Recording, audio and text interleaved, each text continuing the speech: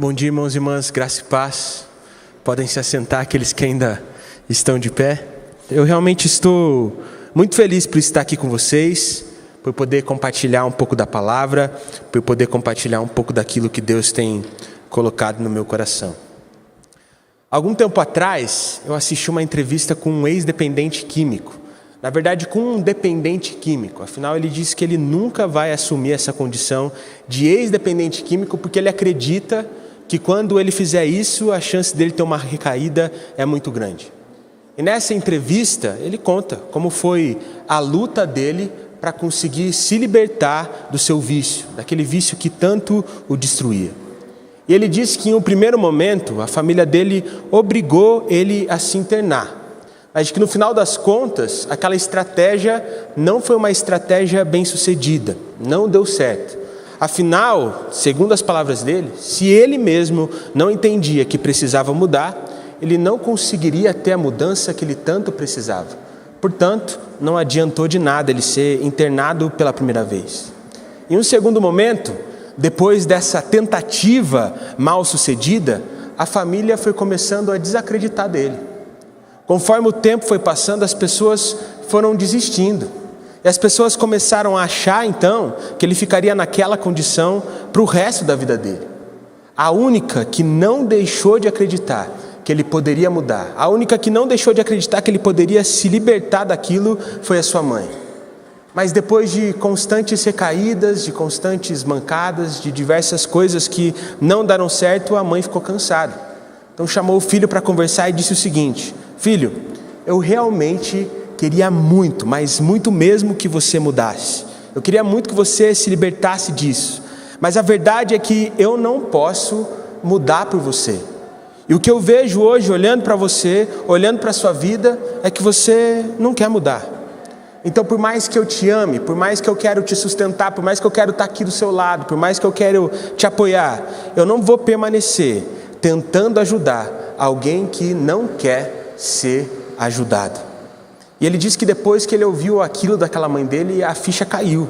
E ele percebeu de que dependia dele mesmo tomar a decisão de mudar e fazer as coisas diferentes. E por isso ele tomou a decisão de se internar em uma clínica para tentar se recuperar daquele vício. E dessa vez as coisas deram certo. Ele foi para a clínica e passou um bom tempo lá. Depois que ele saiu dali, ele ficou um bom tempo sóbrio também. Ele ficou tranquilo, conseguiu retomar sua vida, conseguiu um outro emprego, conseguiu seguir com a vida. Mas depois de um tempo, ele acabou recaindo outra vez. Ele disse que nesse momento parecia ser o fundo do poço. Ele se sentia muito mal, ele se sentia a pior pessoa do mundo. Ele achava que ele nunca ia conseguir superar aquilo que tanto atormentava a vida dele.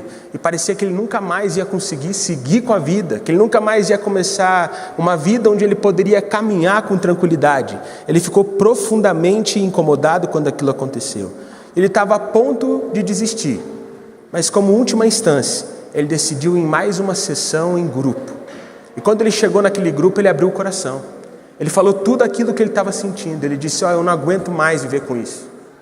Parece que eu vou ser vítima disso para o resto da vida. Parece que isso vai me aprisionar para o resto da minha caminhada, para o resto da minha jornada. Parece que eu não consigo seguir em frente. E se tem algo que eu estou percebendo é que sozinho eu não vou conseguir.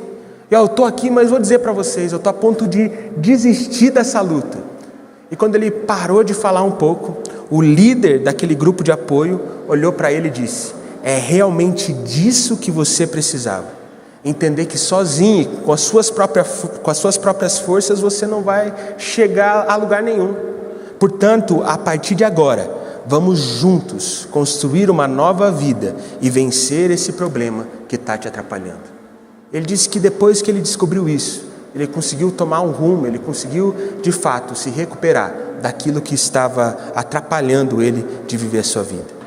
E o que eu percebo, irmãos, olhando para a vida de muitas pessoas, é que assim como esse homem, tem muita gente que acha que vai conseguir ter a mudança que tanto precisa sozinha.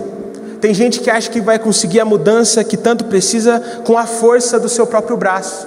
Mas a verdade, irmãos, é que sozinhos nós não chegaremos a lugar nenhum. Nós não vamos conseguir mudar. Portanto, nós devemos reconhecer que nós somos fracos e que apenas a partir da força do Senhor operando em nós, conseguiremos operar as mudanças que nós tanto queremos e que nós tanto precisamos. E é justamente a partir dessa reflexão que essa mensagem surgiu no meu coração. Mensagem essa que eu intitulei com o tema: Como realmente mudar? E para que possamos refletir sobre isso, eu convido os irmãos a abrirem as suas Bíblias no livro de Colossenses, no capítulo 2, nós vamos ler do verso 6 ao verso 12. Colossenses, capítulo de número 2, do verso 6 ao verso 12. Eu vou ler a palavra na linguagem NVT, espero que os irmãos consigam acompanhar essa leitura junto comigo. Colossenses, capítulo 2, do verso 6 ao verso 12, onde a palavra do Senhor diz assim: E agora, assim como aceitaram Cristo Jesus como Senhor, continuem a segui-lo. Aprofundem nele suas raízes e sobre ele edifiquem sua vida. Então sua fé se fortalecerá na verdade que lhes foi ensinada, e vocês transbordarão de gratidão. Não permitam que outros os escravizem com filosofias vazias, invenções enganosas, provenientes do raciocínio humano, com base nos princípios espirituais desse mundo e não em Cristo. Pois nele habita em corpo humano toda a plenitude de Deus. Portanto, porque estão nele, o cabeça de todo governante e autoridade, vocês também estão completos. Em Cristo, vocês foram circuncidados, mas não por uma operação física, e sim espiritual, na qual foi removido o domínio de sua natureza humana. No batismo, vocês foram sepultados com Cristo, e com ele foram ressuscitados para a nova vida por meio da fé no grande poder de Deus, que ressuscitou Cristo dos mortos. Vamos orar mais uma vez, irmãos? Senhor Deus, nós te agradecemos, Pai. Nós te agradecemos pois Tu és um Deus bondoso, Pai, um Deus que nos ama, um Deus que demonstra o seu amor em todo o tempo. Sabendo que o Senhor sempre está aqui quando nos unimos, Pai, nós te pedimos para que o Senhor venha com a sua presença, de forma que essa palavra faça vida em nosso coração. Que o Senhor venha com a sua presença, Pai, para podermos ser transformados e para termos a mudança nas nossas vidas que só o Senhor pode operar. Nós não queremos mais viver da nossa mesma forma, Pai. Nós não queremos viver do nosso jeito, mas do seu jeito. Portanto, nos liberta do nosso eu, para que assim Cristo faça vida em nossos corações. É isso que nós te pedimos, em nome de Jesus. Amém. Irmãos, eu acredito que a partir desse texto que nós acabamos de ler, nós podemos aprender 3 coisas para então realmente mudarmos. E essas 3 coisas serão os 3 pontos que nortearão a minha mensagem nessa manhã. A primeira coisa que nós podemos aprender com esse texto para realmente mudarmos é: além de conhecer, devemos seguir. Há um tempo atrás eu assisti uma palestra que era sobre o ministério de igreja em células. E o palestrante naquela palestra estava contando sobre a dificuldade de um dos seus líderes. Esse líder em específico, ele era um dos 4 líderes das 4 primeiras células daquela igreja. Eles estavam começando ali a implantar a visão da igreja em células. E conforme o tempo foi passando, os outros 3 líderes foram tendo progresso, foram conseguindo formar novos líderes e, consequentemente, multiplicaram a sua célula. Só aquele líder em específico que não. Olhando para aquilo e olhando que só ele não estava conseguindo ter progresso, ele foi até o pastor ter uma conversa. Ele disse: pastor, eu estou aqui para saber o que eu estou fazendo de errado. Afinal, os outros 3 líderes conseguiram multiplicar as células e eu não. Então eu quero saber do Senhor o que eu posso fazer para que isso mude, para que eu consiga ver resultados a partir do meu trabalho também. Então o pastor olhou para aquele irmão com todo o amor do mundo e disse: vou ser bem sincero com você. Eu realmente acredito que o seu problema é que você não está colocando em prática aquilo que a gente aprendeu no curso de capacitação. Então eu vejo que você não está cuidando dos membros da sua célula como você deveria cuidar. Eu vejo também que você não está discipulando ninguém, você não está discipulando nenhum membro da sua célula, muito menos discipulando aqueles que estão chegando, aqueles que são os visitantes, aqueles que são convidados. E o que eu percebo é que você também não está desafiando aos membros da sua célula a evangelizar. E por isso você não está tendo resultado. Você está lidando com a sua célula como se ela fosse um culto, um encontro semanal da sua casa. E você acha que tudo que você precisa fazer é seguir uma liturgia, quando na verdade você deveria estar promovendo e vivendo o reino de Deus.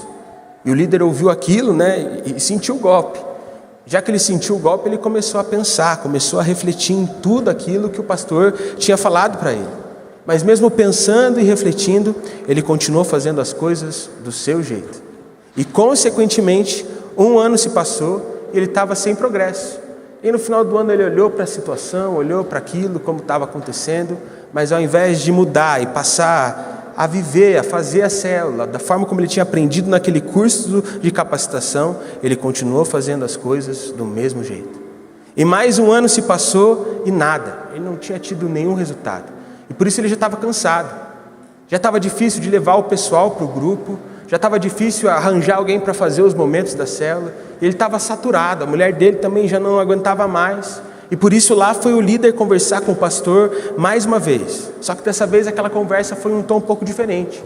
O líder chegou para o pastor e disse assim: pastor, eu desisto, eu não aguento mais, eu não quero mais ser líder de célula. Para mim está claro que isso não está funcionando, para mim está claro que isso não vai levar a gente para lugar nenhum, por isso se o senhor quiser, eu posso até ficar como um membro de uma célula, mas líder de célula, nunca mais. Aí o pastor, ouvindo aquilo, disse: tá bom, tudo bem, pode ficar tranquilo, vou fazer uma coisa então, vou pegar uma pessoa que fez o mesmo curso que você fez e colocar como líder da sua célula, pode ser? Ele disse: pode, vou dar todo apoio para ele. E o pastor disse: então, tudo bem. E lá foi o novo líder começar a conduzir aquela célula. E ele começou a colocar tudo aquilo que ele tinha aprendido no curso em prática. E depois de 2, 3 anos, ele começou a ver progresso. Ele começou a ver novos líderes sendo formados, novos líderes sendo gerados. E, consequentemente, a célula se multiplicou. E ali, naquele momento, aquele líder entendeu de que o problema dele não era a célula. Ele entendeu de que o problema dele não eram os membros da célula. Ele entendeu de que o problema era ele. Ele entendeu que o real problema era o fato dele apenas não ter seguido aquilo que ele aprendeu no curso de capacitação. E assim como esse homem, assim como esse líder, eu vejo que muita gente vive assim em relação à sua vida com Deus. Afinal, tem muita gente que conhece os princípios do Senhor.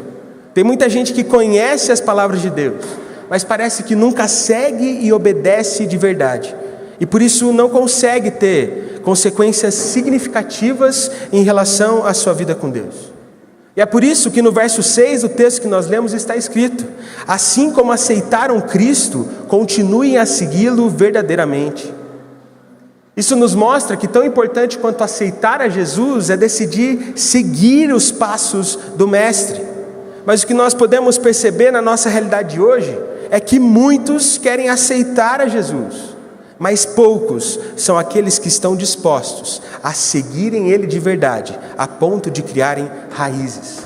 Mas nós, irmãos, como discípulos maduros do Senhor, precisamos seguir a Deus e obedecer a palavra, para então desfrutarmos daquilo que Ele tem preparado para as nossas vidas. Nos últimos tempos, eu tenho sido muito impactado pela história de Abraão. Afinal, Abraão foi um homem que apenas decidiu obedecer e seguir a Deus. Esse era o foco dele, ele não pensava em outra coisa. Então, por mais que o tempo passasse, ele permaneceu seguindo e obedecendo a Deus. Apesar das dificuldades, ele permaneceu seguindo e obedecendo a Deus. Apesar das circunstâncias não serem favoráveis, ele permaneceu obedecendo ao Senhor. Ele seguiu obedeceu ao Senhor tanto a ponto de criar raízes nele. E quando ele menos esperava, o fruto veio e ele se tornou pai de multidões.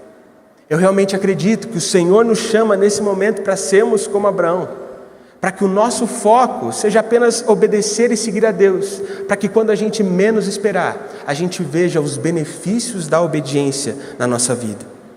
No verso 7 do texto que nós lemos está escrito: criem nele suas raízes e sobre ele edifiquem a sua vida, e então a sua fé será fortalecida. Portanto, irmãos, o primeiro passo para termos a mudança que nós tanto desejamos deve ser seguirmos ao Senhor a ponto de criarmos raízes nele, para que a nossa fé seja fortalecida, para que a gente possa permanecer do Senhor. E assim, no momento certo, possamos desfrutar daquilo que Ele está preparando para cada um de nós. Isso nos leva à segunda coisa que nós podemos aprender com esse texto de Colossenses, para realmente mudarmos. Não viva uma vida de engano.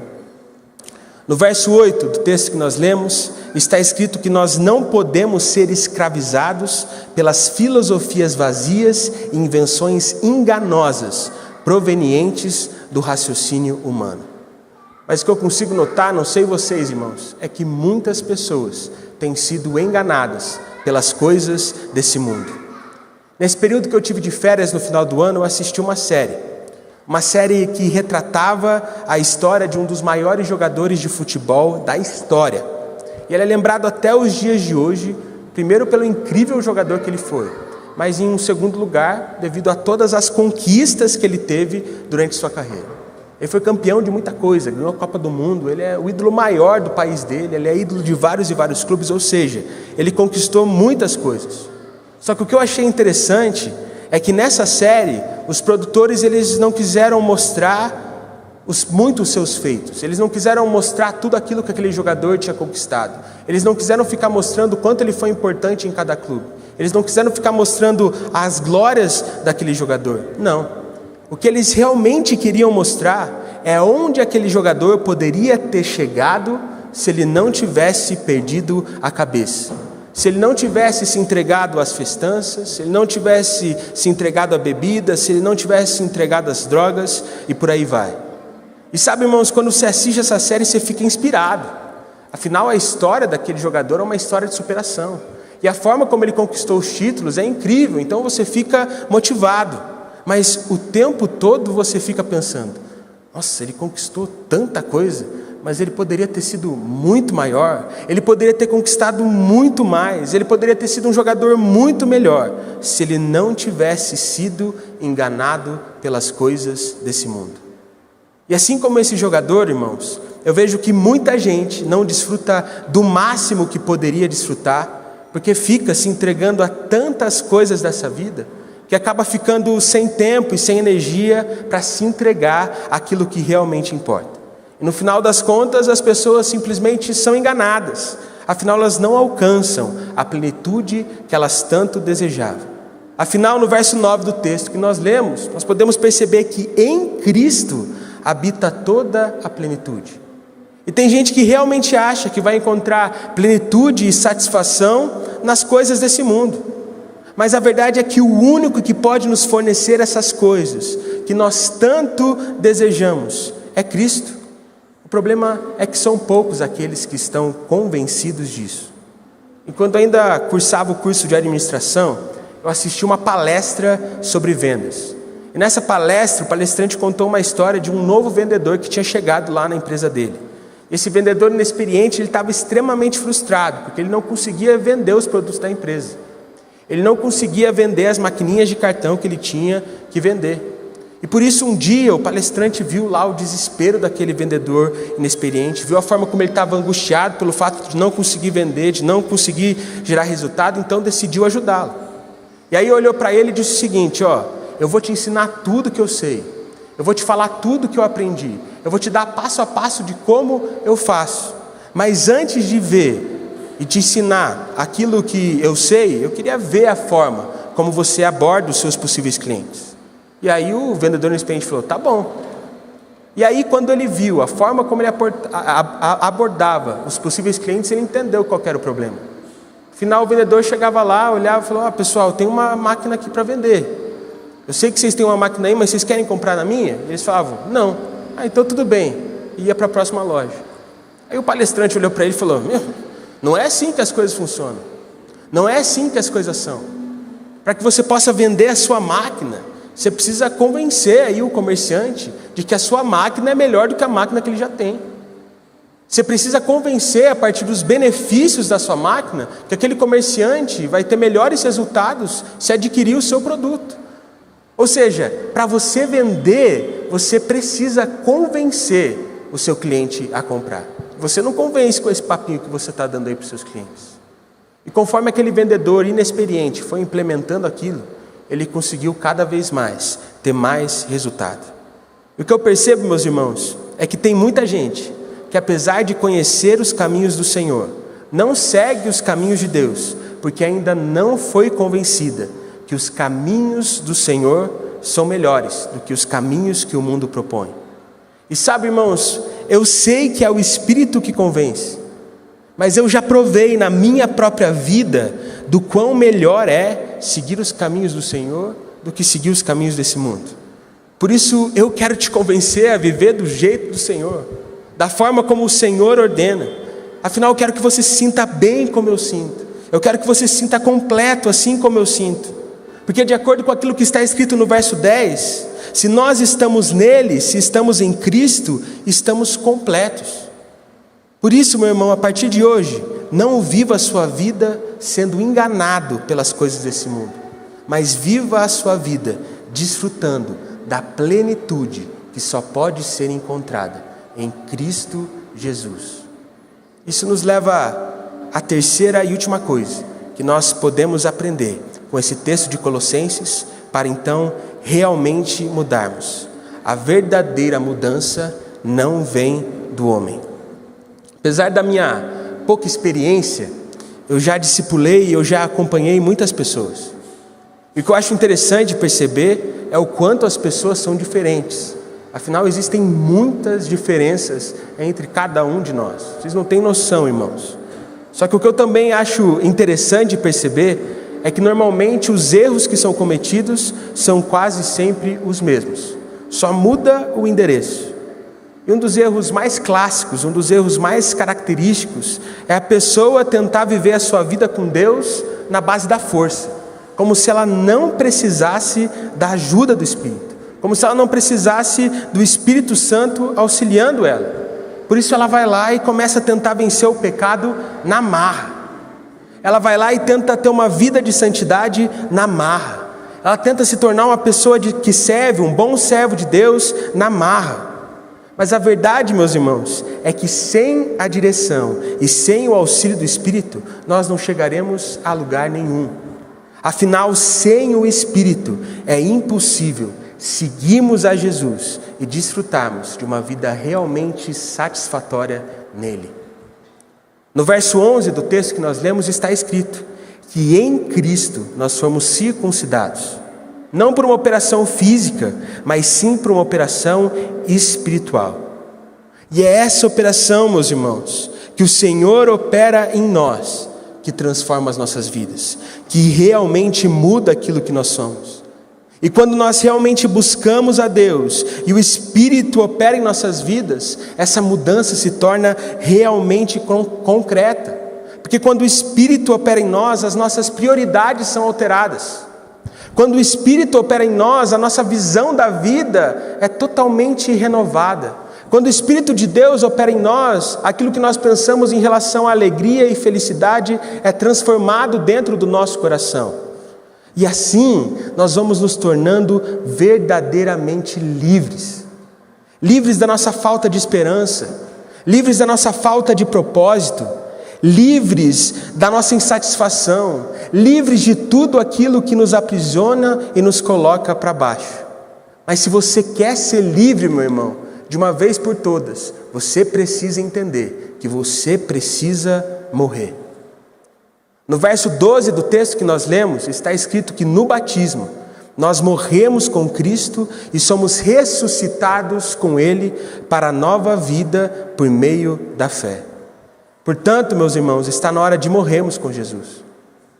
Está na hora de morrermos para o pecado.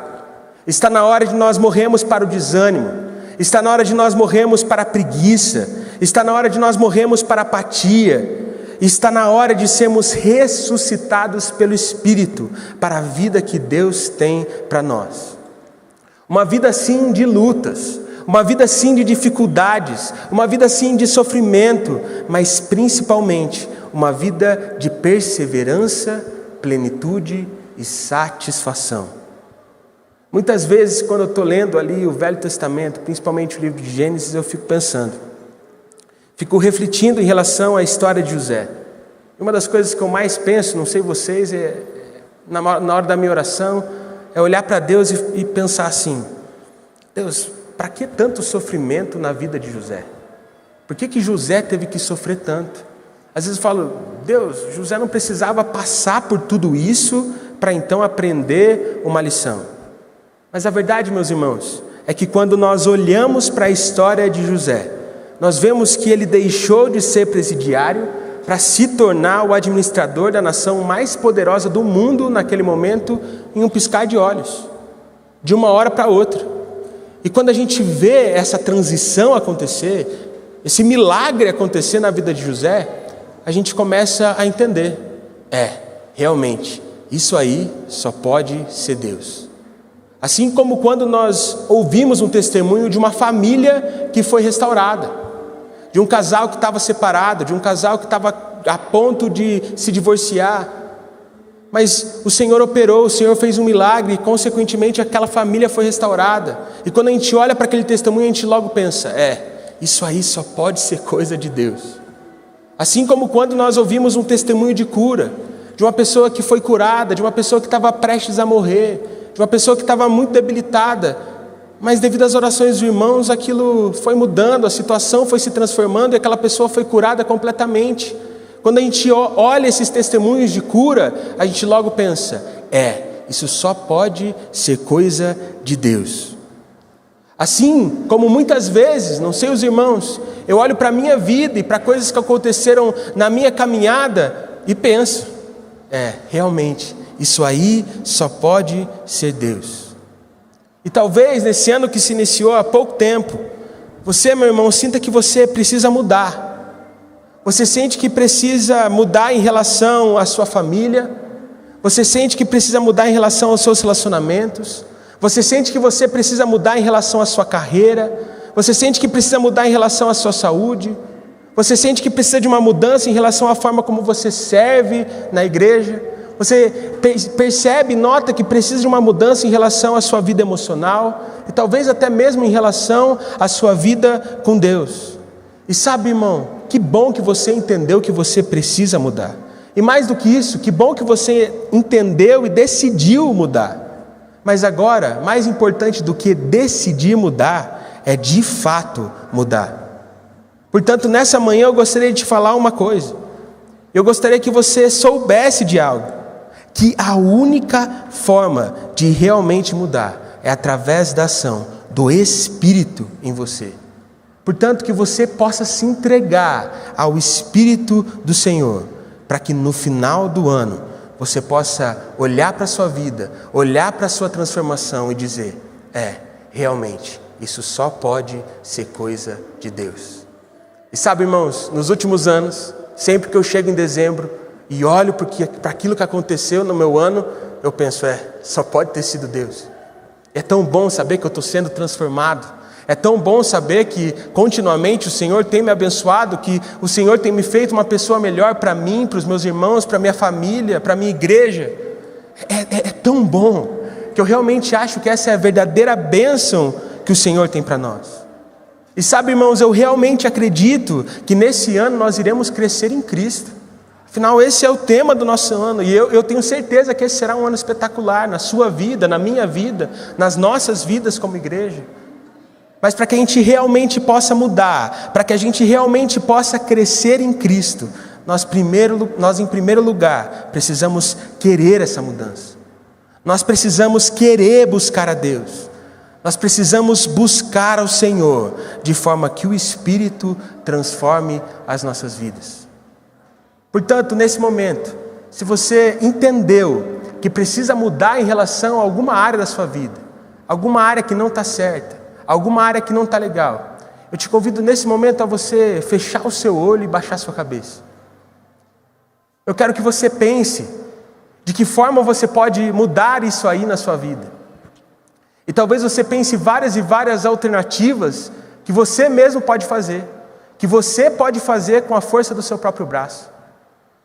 Só que eu queria te dizer uma coisa, irmãos. Nesse momento, desiste delas. E entenda que o único jeito é se entregar ao Espírito.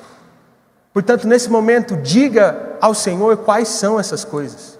Diga ao Senhor quais coisas você precisa mudar. Diga ao Senhor quais coisas precisam ser renovadas.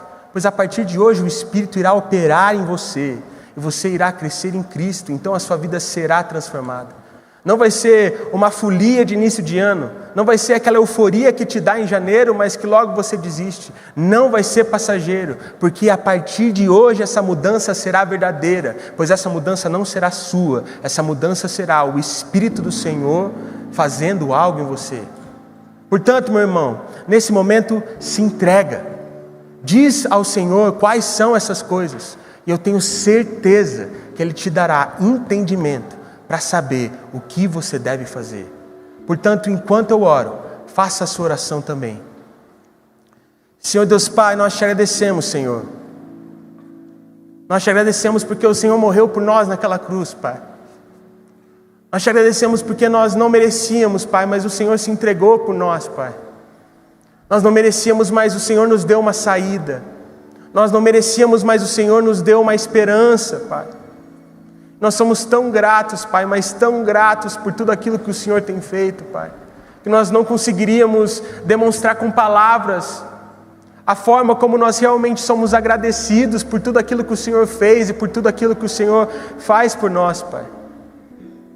Portanto, além de gratos, nós não queremos expressar a nossa gratidão apenas com as nossas palavras, nós queremos demonstrar nossa gratidão com as nossas vidas, Pai.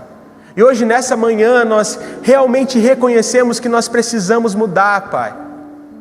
Nós realmente reconhecemos que precisamos de uma mudança na nossa vida. Mas hoje nós também entendemos que sozinhos nós não iremos chegar a lugar nenhum. Nós não iremos conseguir fazer transformação nenhuma. Por isso, nesse momento, nós não queremos definir as nossas estratégias. Afinal, nós não queremos seguir os nossos pensamentos. Nós somente queremos te entregar, Pai. Portanto, nessa manhã nós te entregamos a nossa família, o nosso trabalho, a nossa carreira. Nós entregamos a nossa vida emocional, nós entregamos a nossa vida com Deus, nós entregamos a forma como nós servimos na igreja. Porque nós não queremos mais viver à base da nossa força. Nós queremos ser movidos pela sua força. Nós queremos ser movidos pelo seu Santo Espírito. Nós queremos desfrutar daquilo que o Senhor tem para nós, Pai. Portanto, nessa manhã e em todas as manhãs a partir de hoje, opera em nós uma operação que não é física. Opera em nós uma operação que é espiritual, que nos faz nascer de novo no Senhor, para que então possamos desfrutar do novo que o Senhor tem para nós. Portanto, Pai, nós declaramos que a partir de hoje as coisas serão novas, não pelas nossas palavras, mas sim mediante o sacrifício que o Senhor fez naquela cruz. Nós queremos morrer para nós mesmos e vivemos para Ti, para então sermos transformados pela ação do Seu Santo Espírito. Esse é o nosso desejo, esse é o nosso pedido, em nome de Jesus. Amém.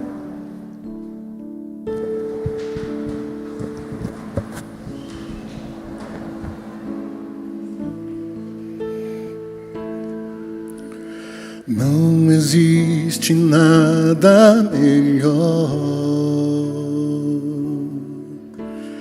do que estar diante de Deus. Pode o mundo se abalar, seguro estou em Ti, seguro estou em Ti. Tudo foi criado por Ti.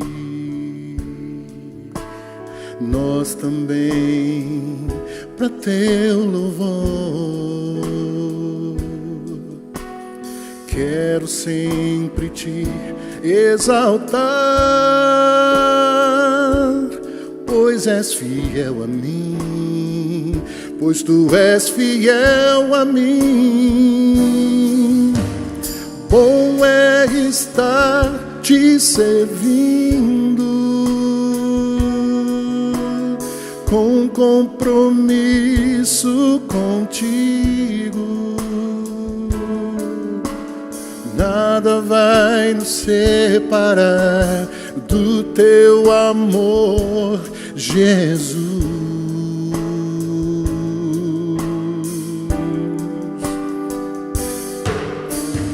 Bom é estar te servindo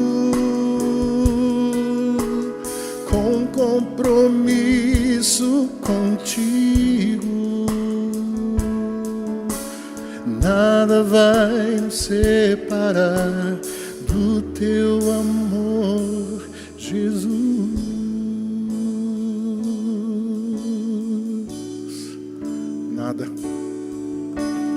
Nada vai nos separar do teu amor, Jesus.